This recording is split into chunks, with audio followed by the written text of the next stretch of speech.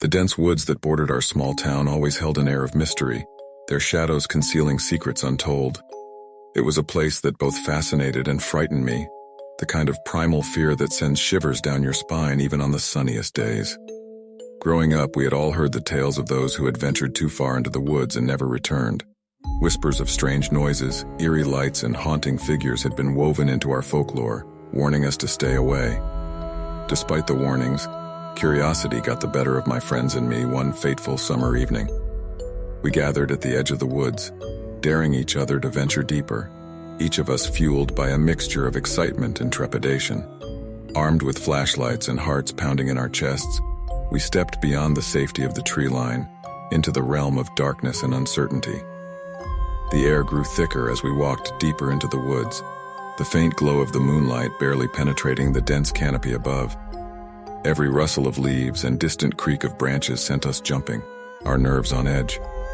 But it was the silence that was most unsettling. The usual nighttime symphony of crickets and owls was absent, replaced by an eerie void that seemed to watch us from the shadows. As we pressed on, the woods seemed to shift around us, the trees closing in like spectral sentinels. I couldn't shake the feeling that we were being watched, that unseen eyes followed our every move. The branches above us twisted and contorted, their shapes taking on a sinister semblance of faces, each one a grotesque caricature of dread. Our flashlights flickered, casting fleeting beams of light that only served to deepen the surrounding darkness. And then we heard it, a faint whisper that seemed to emanate from all directions at once. It was a sound that crawled inside our minds, planting seeds of doubt and fear. My friends and I exchanged uneasy glances, the tension in the air growing palpable. We should turn back. Emily's voice trembled, her face drained of color. But curiosity had tightened its grip on us, a primal urge to uncover the mysteries that the woods held.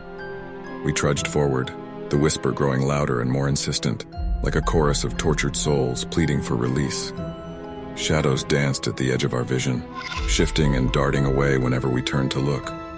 Time lost all meaning as we wandered deeper, and the forest seemed to stretch into an eternity of twisted trees and winding paths. Panic clawed at my chest, a feeling that we were trapped within the very heart of the woods, ensnared in a malevolent web spun by forces beyond our comprehension. Then, as if guided by some unseen force, we stumbled upon a clearing unlike any other.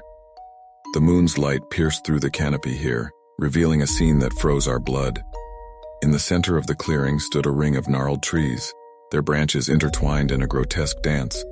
And within that ring lay a collection of tattered clothing, as if someone had been torn from their very skin. My heart raced, the truth dawning on us like a nightmare made real.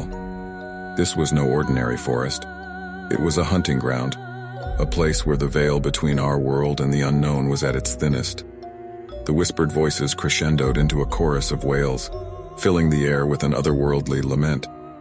"We need to leave now," Michael shouted, his voice breaking through the trance that had gripped us. But the forest seemed to close in, its trees contorting and shifting, the very ground beneath us trembling as if it were alive. Our flashlights flickered and died, plunging us into total darkness. Panic set in, and we ran blindly, crashing through underbrush and leaping over fallen logs, each step carrying us further into the heart of the woods. Then, a blinding light enveloped us, and the ground disappeared beneath our feet. I felt a sensation of weightlessness, of being pulled into a vortex of fear and despair. And then, as suddenly as it had begun, it ceased.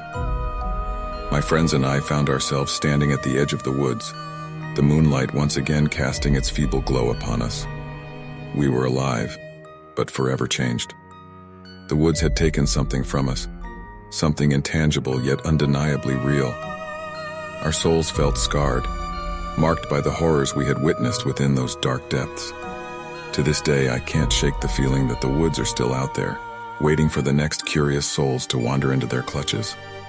The whispers linger in the back of my mind, a constant reminder of the unknown terrors that exist just beyond the edge of our reality. And I know deep down that those who disappear into the woods are never truly gone. They become a part of the haunting, eternal chorus that calls out from the shadows.